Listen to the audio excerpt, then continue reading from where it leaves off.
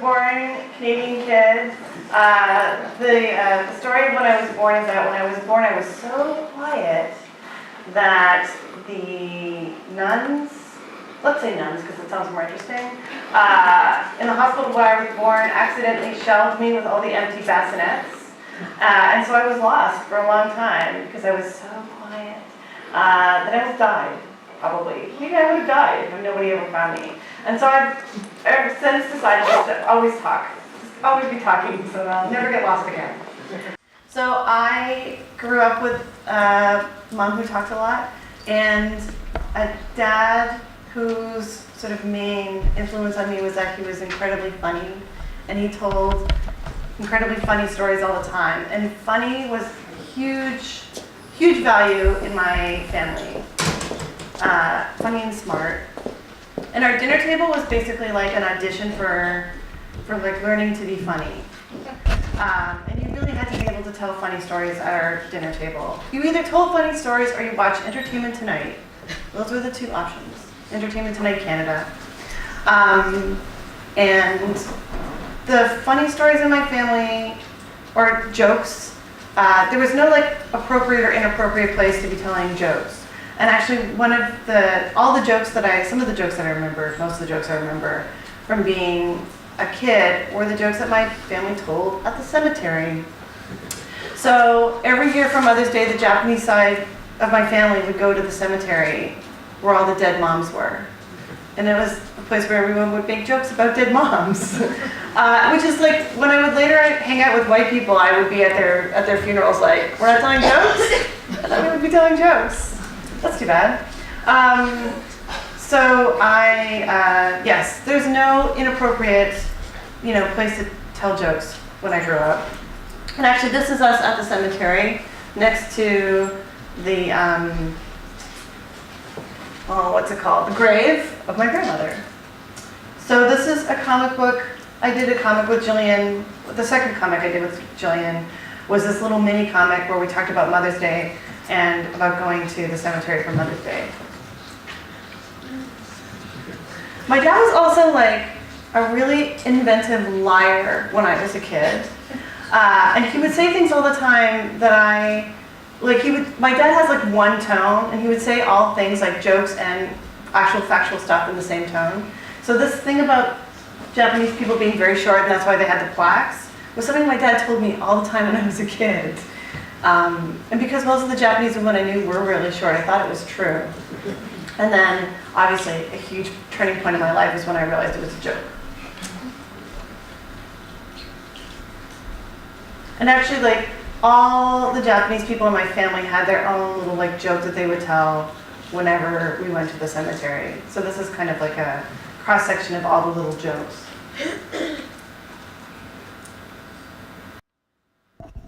So I think the stories that I'm interested in are really very often come back to being sort of stories about family and stories about the sort of humor of like family moments or something that I put a lot of investment in. And I think that is really, that's really the flavor that I love of stories in all mediums.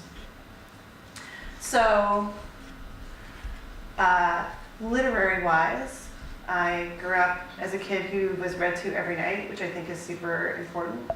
And my mother, we had like Mother Goose and all that stuff, but my mom was definitely aware that we were Japanese kids, or like half Japanese kids. And so she tried very hard, whenever possible, to give us sort of like a cultural flavor of being Japanese. And so this is back in like 1975. So this is the version of what was available back then. And so this is the first Asian book I remember as a kid, which is Tiki Tiki Tembo. And has anyone read this? Right, okay. So Tiki Tiki Tembo is super hilarious because it's a book about a kid who has a really long and hard to pronounce name. One kid who has a really easy, short name, and one kid who has a long and hard to pronounce name.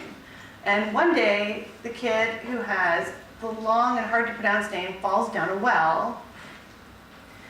Actually, I think this is the other kid. But so the kid with the long and hard to pronounce name falls down a well, and then because it's so hard to say his name, he almost drowns because it takes so long to get the proper authorities to come and save him that he almost dies because of his long, hard to pronounce foreign name. So apparently, because I looked this up because I've been using this in this lecture so often, so apparently this was kind of a parable that was supposed to explain why Asian names are now so short. But it was weird because the lesson that I sort of got from this too was that having hard to pronounce names is not good. And you know, my name is Tamaki, which nobody in my mostly white school could really pronounce. So like a little bit of a weird message there from my mom about our names. But that was like one of my literary experiences as a kid. So this is another crucial part of my growing up and a crucial part of what made me a storyteller today. Does everybody know what this is? Yeah. Okay, if you don't know what this is, I pity you, really. Because this is the most amazing toy ever invented. This is not sort of modern day My Little Pony. Modern day My Little Ponies, unfortunately, are really skinny now. So they've lost like a good 15 pounds off the My Little Pony today. They have like knee joints now, they're so skinny. But this was a My Little Pony, and I spent probably 60% of my childhood playing with My Little Ponies with my best friend Katie. My best friend Katie was an only child, so she had like 200, and I had a little brother, so I had 10. But basically we spent all of our time when we were kids making up stories with our My Little Ponies. And it was like Game of Thrones type stories that we would tell with our My Little Ponies. We used to have famine, like it was like my introduction to melodrama. Like we would have huge wars and we would have famine, and then when the ponies were starving, like in a time of famine, we would pull out their tails. And that was the sign that the ponies were starving, was if they lost their tails. So yes. But it really was like, I spent a lot of my childhood, you know, telling stories, and I'm really glad that I grew up with somebody who wasn't just wanting to tell stories of like, you know, Joe Pony and Jane Pony get married, more like, you know, Jane Pony has a posse of Amazon warriors and they're going to attack this castle and, you know, and shave off the heads of everybody that they capture. So that was my introduction to that. In the world of YA, I eventually graduated into being a voracious reader. This is what was available when I was a kid. Nowadays, if anybody reads YA, you guys are so lucky, there's so much YA. I was very lucky in that Constance C. Green was around and Beverly Clearly and stuff like that was around, so that's mostly what I read. A lot of YA, I mean especially middle grade stuff, is obviously there to teach people lessons. Like you're supposed to read YA and become like a slightly better kid as the result. The Bookie series is definitely that. Bookie is basically a story about a girl during the Depression, and I think my mom got it for me because it's about this girl who never asks her parents for anything because she knows that they can't afford it. Yeah, I was like, who is this kid? No respect. But I was definitely, one of my favorite books when I was a kid was From the Mix-Up Files of Miss Basil Frankweiler, which I highly recommend today. It's still a really good book. The book that I obsessed about the most is obviously this one. This was supposed to be my Halloween costume this year, but I didn't get around to it. Although my friend Kate did dress up like this, which is awesome. Has everybody here read Harriet the Spy? Are you serious? Have you guys read it? No, really? You haven't read it? One of you has read it? Okay, so your assignment, new assignment, is to go read this book. This book is amazing. It's about a girl who spies on her neighbors. And so she basically spends all of her days with a notebook, and she has a route that she goes through every day, and she goes to all of her different neighbors' houses and spies on them. So as a result of reading this book, because I was a kid and I took things very seriously when I was a kid, I broke into my neighbors' houses for many, many months and spied on them. So early days of crime, sometimes being a writer involves a little crime, early days. I did, I think, probably scare the living crap out of one of my neighbors who was elderly and who I thought was a Russian spy, but she was Portuguese, so I was. But it was really like I loved the idea. I really was struck by this idea of watching people and writing down what I saw. I mean, it's funny because the actual kind of moral of the story is that is a little bit that that's not a good thing. Like, it's YA written in a long time ago, so it's a little bit like maybe Harriet should be something other than a spy. Actually, no, maybe that's not true. I haven't read it in a while. Read it and tell me if I'm right. But there is a little bit of like I mean, like all books, there's like a cost for the things that you do, and Harriet does get punished a little bit for being a spy. But I mostly ignored that, was just really, really into the idea of being a spy, and really wish that my neighbors had dumb waiters, which is something that happens in the book, and wasn't really, not a lot of homes in suburban Toronto had dumb waiters, but I wish that they did. Other books that I was obsessed with were these, Little House on the Prairie. Maybe you're probably more familiar with the really amazing TV show starring the beatific Michael Landon, amongst other people. One of the things that I started doing, as you can tell, is that obviously I took my literature very seriously. I definitely immersed myself in the books that I read a lot, and after reading the Little House on the Prairie books, I started like saving food for winter. So I would take jars of like nuts and stuff and from the kitchen, and I would put them under my bed. So I was prepared for a long winter at all times. But I also really just loved the little details in these books, like the dumbwaiter and Harriet the Spy, and all the little sort of tidbits about prairie life that Laura Ingalls Wilder put in these books. So this was a sacred time in my reading life as a young person. And then I started reading these. This is like, I mean, part of reading when you're a kid is reading in bulk, and so this is what I had. These are the whitest books ever written by anybody.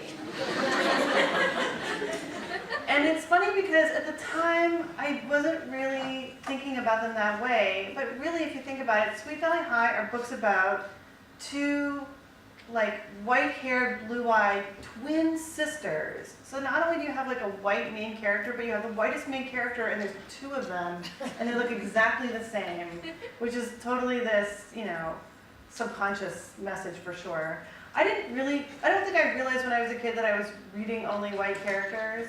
I was obsessed with having peach-colored skin, or like a peachy hue to my skin when I was a kid, which was never going to happen. But I did go and get any CoverGirl product that had like a word peach in it, or like any lip balm. I was definitely all over that. I was also obsessed with finding the perfect spaghetti strap tank top when I was a kid, probably because of these books. So this was definitely a period where I was getting kind of all these like weird social messages and wishing I was thinner and whiter as a result of reading these books. And then, so this is the other thing that was available when I was a kid. So the most hilarious thing to me, so I have, as I've said, been banned. The most hilarious thing to me is that whenever somebody says that the books that I read, there's anything in the books that I write that's inappropriate, I'm like, this is what I was reading when I was 13 years old. And if you know these books, you know that these books are, in some schools, the very definition of inappropriate. Yeah. Like these books are, you know, we all know what they're about. Yeah. I mean, it's funny though, actually, because I was just talking to somebody, and somebody was saying that the B.C. Andrews either was in or had someone in her family who was in a wheelchair, and somebody ends up in a wheelchair in every book of the series. Like that's like the thread of the many threads that are in this book. That's one thread that I find really interesting. I'm also really fascinated with anything in a person's life that ends up in some weird background way in their books. So this was my return to melodrama, and so I think in some ways my history with My Little Ponies kind of prepared me for the stuff that would be in these books. But what else do I have to say about these? I will say The Seeds of Yesterday is my favorite of all of these books. But you can't skip ahead and just read The Seeds of Yesterday. I'm not going to recommend, as much as I would recommend that you go read Harriet the Spy, that you go back and read these books. But I do think it's fascinating, and actually as an adult reading them, it's really interesting to me the way they write about sexuality. I mean, it's how sexuality is presented to teenagers. I mean, it's really presented in these very vague, I mean, it's a way of talking about something really horrible and violent in these really vague terms. Like the actual sex scenes and how they're written in these books is like, I don't know, it's like a whole separate lecture series. It's really, really fascinating to me. It's almost like, is it more damaging because as a 13-year-old you're reading these and you're like, wait, what's happening? What's happening to her right now? Why is her brother there? You know, all of this stuff. So that was definitely something that influenced me as a kid. I mean, the other thing about these books was that because nobody was really talking to us about sex, we were obviously obsessed with these books. I think in part because they were talking even incredibly vaguely about something that nobody would talk to us, expressly about. So eventually I put the world of Flowers in the Attic behind me and became a nerd. And the very first kind of nerd that I was the Canadian literature nerd. And so when I was like 15 years old, I made a vow to myself that I would read all the great Canadian literature. Because I was super into this idea as a 15-year-old, and obviously I don't. I have different feelings about it now. But I was like, Canadian literature is the best. I was like, American literature. Canadian literature is the best. I will read all of it, and I will become an expert on Canadian literature. So I read everything that Alice Munro, everything that Margaret Atwood, everything that Timothy Finley, everything that Margaret Lawrence wrote. And you know, there was like a nerdy reason for me doing this, but I think on the other side of it, the thing that I eventually got from this was, I mean, the amazing thing about this Canadian literature is it's kind of doing the stuff that I was fascinated with, which is a lot of it is about family, about these kind of really complex dynamics between people and how they play out in humorous and really dark ways. But I was also really starting to fall in love with the way that people wrote. And there was like this shift, and I think it is the shift that happens, especially if you have an aspiration to be a writer, a shift from just absorbing what's happening in a book to absorbing the way that somebody is creating a story for you. Like the way that a writer writes about time, or the way that they use dialogue to tell a story as opposed to like exposition, all of these things. And I really fell in love with the poetry of Alice Munro and of Timothy Finley especially. And it became not just, it really became an obsession with why they were such good writers and trying to figure out why they were such good writers. Another thing that's really interesting about this is I think that there is this stage of being a writer where you are a super nerd, which is kind of tricky because Ira Glass has this really great quote where he says, "Your taste will develop before your ability." So your understanding of what makes literature great will come before your own ability to do that, which means that for a while you think you suck as a writer, which is a really horrible place to be, but a kind of essential place because you have to kind of keep developing your taste, and eventually, ideally, if you keep working on it, your own ability to write will catch up to that. But it does mean I think really appreciating someone like Alice Munro made me understand that my own short stories were pretty crappy for a very long time. Even after they were being published, food for thought.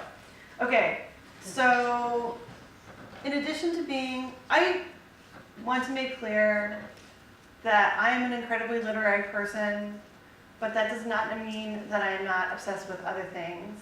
I also think that sometimes writers come off as being like, oh, I just read all the time and I drink tea and it's really fabulous. I am not that person. I'm obsessed with television. I watch an insane amount of television. I was up early this morning so I could get my dose of HGTV, which I only ever watch in hotel rooms because I don't have cable. And I think television is actually super important because, you have Joseph Campbell talk about the myth and how it's like this thing that kind of connects us all. We all sort of share these common myths. And I think that every generation has a shared mythology of the TV that was really popular at that time. So one of my connections is I come from a very 90210 type of place. And I often think of conflicts in terms of 90210 characters. Like if you're being a real Brenda, I think about you being a real Brenda. Does everyone know who Brenda is? Yep. Yeah. You know who Brenda is. So that is definitely a thing that I think is, I don't think being obsessed with TV takes away from your ability to write a good story. In fact, I think that your obsession with really good and really bad TV is all part of your education and what it means to be a writer. Like, I still watch The L Word. You guys all watch The L Word? Okay, you don't have to, it's terrible. But it's really great because I think that understanding what makes bad TV bad is still really important to being a writer. Like, really bad TV is a lesson in why exposition kills a story every time. Because The L Word is a TV show where in every episode, someone is falling in love and someone is breaking up. And there's so much work that goes into explaining why all that stuff is happening that the TV show sucks. But you watch it because you want to know who's going to break up with who and who's going to fall in love. So there's that. Another part of what makes television, I mean, I think that pop culture is part of your journey as an adult, or from a child into an adult. Like, I think that everybody has a key moment in their life that was marked by pop culture. Like, there is a moment, you can tell me if I'm wrong, there's a moment, I think, in every kid's life where you have to start watching horror movies, where you, like, graduate into horror movies. Maybe if your parents were horror nuts, it happened much earlier in life. And I have a lot of friends who have kids now, and my friends are horror nuts, and I'm really curious as to how their kids are going to turn out, because their kids are, like, growing up with Nightmare on Elm Street, and I didn't watch it until I was, like, 15. But then when I turned 15, suddenly, like, every sleepover went from, like, French braiding and whatever else we did, it's none of your business, to Nightmare on Elm Street. Like, there was a period where we had to watch Nightmare on Elm Street. And so those memories totally marked it was also like my Fox and the Hound moment where I realized, oh, all of my friends are totally able to deal with this and I am not. Like, it was my first moment where I realized I am not the same as my friends. Because I watched this stuff and I had nightmares for months. Like, I still to this day, okay, maybe this is too personal. Okay, so I never sleep on my back because in every horror movie when someone dies in their sleep, they're sleeping on their back. So I figured out when I was a kid that if I slept on my front, no one would ever kill me in my sleep. And so far it's worked. So I'm sticking to it. I think the other thing that pop culture does is it kind of marks the changing of time, right? Like, I think that you can look at the sort of the things that grow, like, there are some things about pop culture that will never change. And then there are some, like, new characters that develop as part of the culture we live in now who are fascinating and amazing and awesome. You know, language changes, gender changes, the sort of lines that we put between genders and stuff like that change, all of which is super important. And I will say, so one of the things that I love about RuPaul's Drag Race, who else loves RuPaul's Drag Race? Yes, I'm obsessed with this show. One of the things that I love about RuPaul's Drag Race is the way that all of the people on the show talk. I love the way language changes and the way little kicky things make their way into pop culture and make their way from pop culture into the sort of general pool of the way people talk. And I will also say, so one of the things that happens a lot, and it affects speakers as well as writers, is there's this notion all the time that there is a proper and appropriate way to speak, and then there's the way that, for example, teenagers talk, or the way that younger people talk. And there's a lot of policing that happens of people telling you that the way you speak is not eloquent or appropriate for a formal context, which I think is bullshit. Language is understanding and language is communication. And it may be that you don't like the way that somebody speaks, but it doesn't mean that there's anything wrong with that. And as someone who does public speaking for a living now, I have had many an older person come up to me after my speech and tell me that they thought that what I said was very interesting, but they didn't like the way that they talked, which they can all fuck off. Because one thing I always tell people is, you know, I'll ask for advice if I want it on how I talk. That's all I have to say about that. So I think next time somebody tells you that the way you speak is inappropriate, you can tell them that Mariko Tamaki said to fuck off. So eventually I became a writer, and I became a writer in this very awkward, weird kind of way, which is that I started off by writing a really personal story. I started off by writing a story that was essentially about my family and about my parents and my relationship with my parents. So I started in a place which is a very common place for writers to start, which is about yourself. But some of the first things that you're going to write are going to be intensely personal stuff about yourself, which is great. I think that it's something about a lot of people's first works are very raw, and they're part of the rawness of them is that they come from this very truthful place. I don't like this book. In part because it is so personal and it makes me kind of uncomfortable now when I read it. Also, I really wish that I had not let my publisher put my picture on the cover of this book, and I don't recommend that. Because it sort of destroys the idea that it's fiction in any way. Although a lot of it is fiction, a lot of it also comes from this very sort of true place. And I think that the journey of being a writer, if I can use the word journey for a second time, is that you start from this place that's incredibly personal, and then eventually what you try to do is take all of the energy and all of the meaning in that and apply it to, increasingly, for me, fictional scenarios. So the second work that I did, actually that's not true. I wrote a couple essay books, published a couple essay collections. The main next book that I wrote was Skim. Skim started off as a mini comic that I got to do because my friend Emily Polweary was publishing mini comics by women. So Skim was my first time working in the comic book medium, and I did it because someone gave me the opportunity to write a comic book. And I had never really been into comic books before, but I really liked the idea of trying something new. I had written in theater, so I was really into the idea of collaborating with other people. I think that there's this kind of notion that writers are sort of solitary people who go off into their hotel rooms or studies or whatever, and then there's some madness, and then you come out with a novel, and it's all you. And there's some certain pride and joy in this notion that it's all you and all of this comes from you. But really, some of the greatest artwork that I know comes from collaboration. And every time you see a play or a movie, that's a lot of people working together to make those things. So I really liked the idea of working with someone else.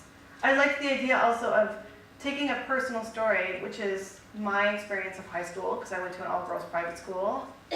Maybe you could have guessed that. Maybe not, I don't know. But I like the idea of taking that really personal environment and expanding it into a fictional story. See, now I'm super conscious that I'm saying the word all the time. And someone's going to come up to me afterwards and say, you said all the time. This is Jillian and I at San Diego Comic-Con, my collaborator and partner in crime. The best part of San Diego Comic-Con is when everybody leaves and you get to play with the big toys in a big empty room. That's my advice. If you ever get a chance to do that, it's super fun. So Skim was my first time working with comics, and it was my first time sort of seeing how comics work, which I hadn't really thought of. And I was really lucky in that I was working with someone who is incredibly talented in this medium, whose work on it really, I think, made it what it was, which I could never have guessed it would be when I started working on it. The format of Skim is it's a diary, so it's the diary of the main character and then sort of all the action that happens around that, which for me was a comfortable transition into comics because it was still the kind of like a linear narrative, like that sort of caption narrative that I could really understand. So that was comfortable for me. Does everybody know what Skim is about? Skim is about this girl who goes to this all-girls private school, and in sort of the space of a very short period of time, this boyfriend of a very popular girl at school kills himself, and Skim is also at the same time falling in love with her English teacher. So it's like just a regular day, really. The thing that I fell in love with in comics working with Skim was the ability to sort of tell more than one story at once. In part because it's a diary, and so you have this kind of caption, you have this one thread of a storyline. But then in terms of what you could show, you could create this whole other layer of meaning in the images. And I really loved this idea of having a world where you had, or like a literary world where you had this one voice that was a narrator telling you something, and then you could have a whole other reality of what's really going on. So you can kind of get these layers of truth, because I think there is no sort of singular truth in your life at any given moment, right? There's the thing that you think is going on, and then there's the thing that's really going on. There's the thing that you want to be happening, and then there's the thing that's actually happening. And I love this idea of a character who is, of being able to write a character who is from, you know, in the front stage of her life, really quiet and not really thinking, like sort of quiet and in the background. And behind stage, she's desperately in love. And this like other, there's this whole other voice inside of her that nobody else can hear. And also you could kind of go to these crazy highs and lows. Like you have moments where you see her doing these things that show that she's clearly heartbroken, and this diary that is, you know, denying all of that. So this is actually my favorite page from Skin.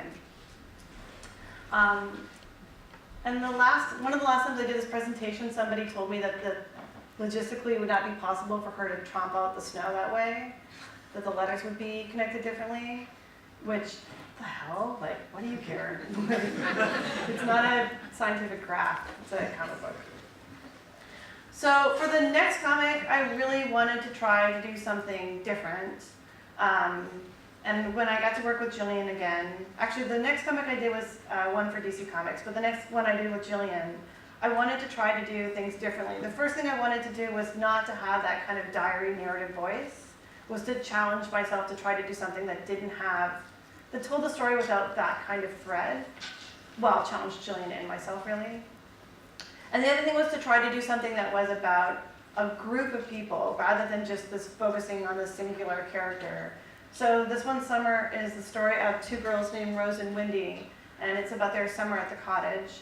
And I really wanted to, so I went to the cottage every year up at Nottawaga Beach, which is up by Barrie, Ontario. So I loved that environment. And my memory of the cottage was that it was this little sort of summer world. There was all the cottagers, so you and your parents and your friends and their parents. And then there was this other world of the people who lived at the cottage, which, because when I first went to the cottage when I was really young, I didn't realize that people lived there. And it was like Santa Claus for me. I was like, you live here? So I wanted to have that kind of like townie and cottagers world.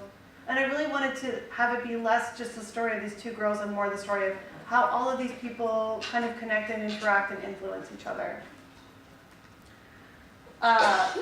So this is actually what a comic book script looks like. Everybody writes their comic book scripts differently. Because I come from theater, I tend to write in acts and scenes. And I tend to focus on the idea of that I have a part to play in comic book writing. So my part of the story is dialogue and narration of what of it there is. And I try as much as possible to leave space for the fact that somebody else is telling the story with me.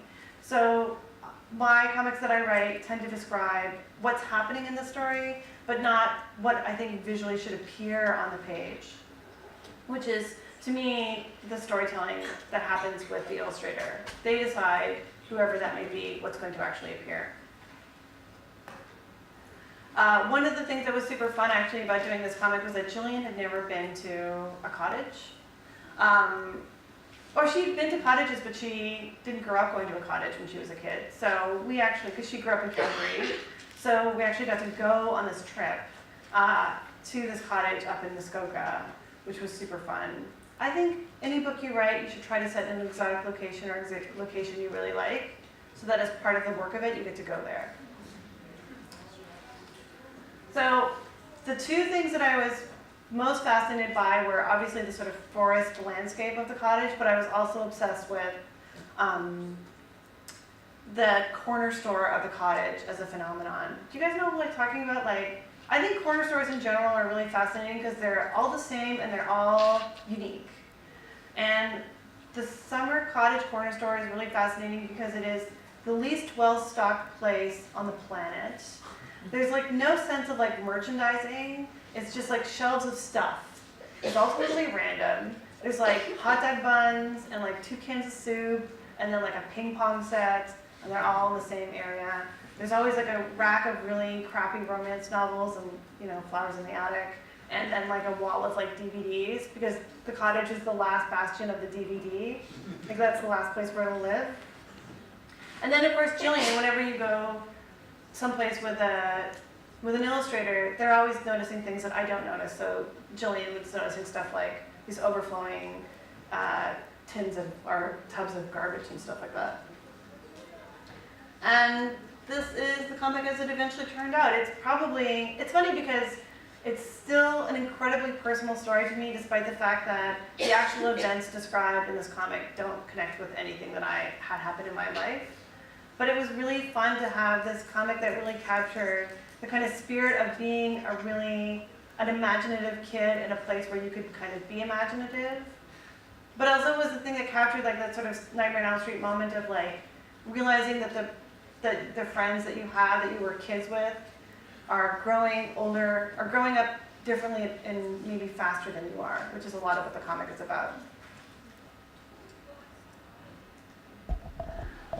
So currently, I am working mostly in comics.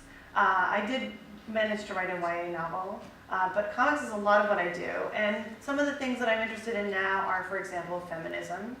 So this is a comic I do with Jillian Goers about feminism.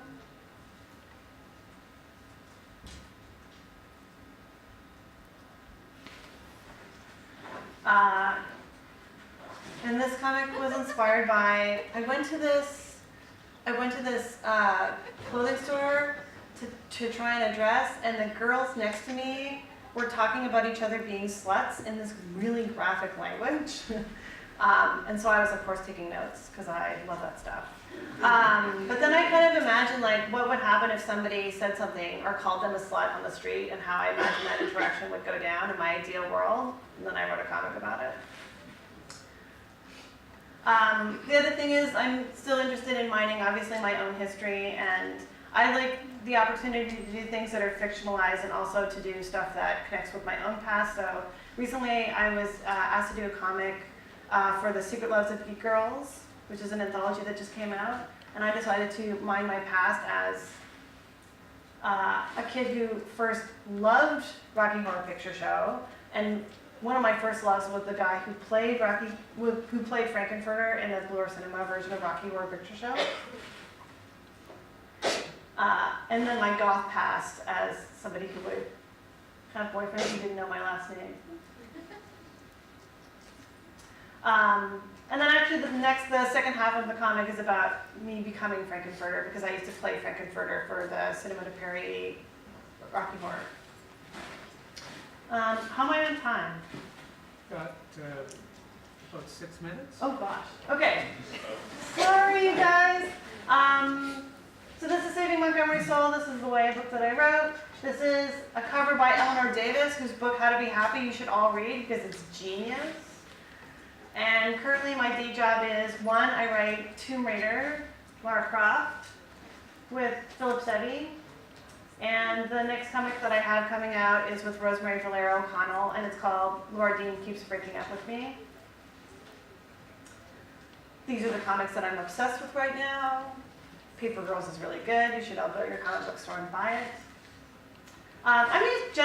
So the one thing that I think has changed in my life is currently I write trade comics for a living, which means that it's the first time that I've had to write comics where I have to know the page count. So I've been really obsessed with how to tell a story within the restriction of a page. And these two comics have been, this is, oh my gosh, Hawkeye, and this is Ms. Marvel, which I highly recommend reading both of those. These are the comics that have influenced me thinking about comics and how they work more and more. That's more Lara Croft. And then this is what I'm working on now. This is a page spread from Supergirl, which is in the process of being lettered right now.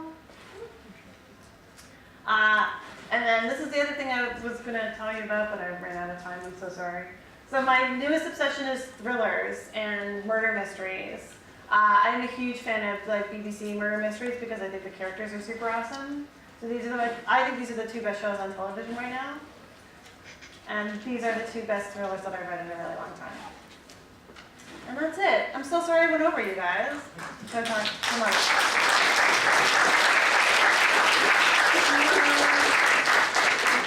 I just have so much to share with you guys. Do we have time for like one question, or do you want to do one question? Sure, yeah. So we can do 1 or 2 questions if they're short. Does anyone have any questions? Maybe you don't have any questions because I talked so much. Yes? So why was your book banned? Oh, my book was banned because there's a scene in it. Well, first of all, there's lots of swears in it. And also there's a scene in it where the 2 girls talk about the existence of oral sex, despite the fact that they don't know what it is, which I felt made it legit. But yeah, books get banned in the United States, especially in libraries, just generally, like if someone makes a complaint about a book, they'll pull it from the shelves. Although unofficially, apparently principals pull books from the shelf all the time, just like pull them off and don't say anything. So if you're looking for a book ever and you think it's a book that might be banned and they say they don't have it, just keep bugging them about it so that they have to put it back on the shelves. That's my request to you. Yes? What kind of things were you drawn to as a writer? I really love anything that's funny. If it's not funny, I have a really hard time reading it, which is why there's like lots of really popular books that I don't really like. But I think as long as something has like, one of the things that I like about the Hawkeye comic, for example, is the characters are really, really funny in it. And even in the Lou Burney book, which is like this thriller crime book, the characters are really, really funny in it, and I think that that makes everything work. Yes?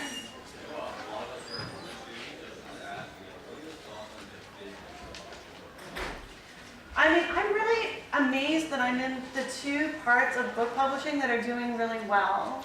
I mean, comic books are doing really well, and YA books are doing really well. Like comics, I think comics and graphic novels are one of the few sections of the book world where the sales keep going up. And I think it would be really interesting for people to see what it is about that. I mean, the fact that it's a visual medium and connects with like a visual culture is probably part of it. But I think it also just goes to show that people will still read books. Like this notion that people are done with books is, I don't think, true. Or at least I hope not, because, you know, I would eventually like to buy a car. Yes? Envisioning yourself as a protagonist of your own story. As a writer, what would be your major antagonist? Sorry, can you repeat the question? Imagine yourself as the protagonist of your own story. Right. As a writer, what is your main antagonist? It's tricky because I think at some point, you know, at some point you struggle so much to get your books out there and to get, you know, published and all that stuff. And then eventually you just kind of have to keep working. And I think it's kind of hard to say what makes it hard to kind of keep working. Sometimes it's hard to come up with ideas, and sometimes it's just sort of like overwhelming to like write a book. I'm sure that part of it is time, I guess. I wish I had more time. I wish it was possible to just write 24 hours a day. I would totally do that. Yeah, I don't know. I mean, I would say it was insecurity, but I feel like it's not insecurity anymore. I mean, I'm still insecure at times, but not about my writing. I wish sometimes that there was more of like a, well, I guess that's not true. Yeah, I guess time. Time, and I wish that frozen yogurt could just be delivered to your house.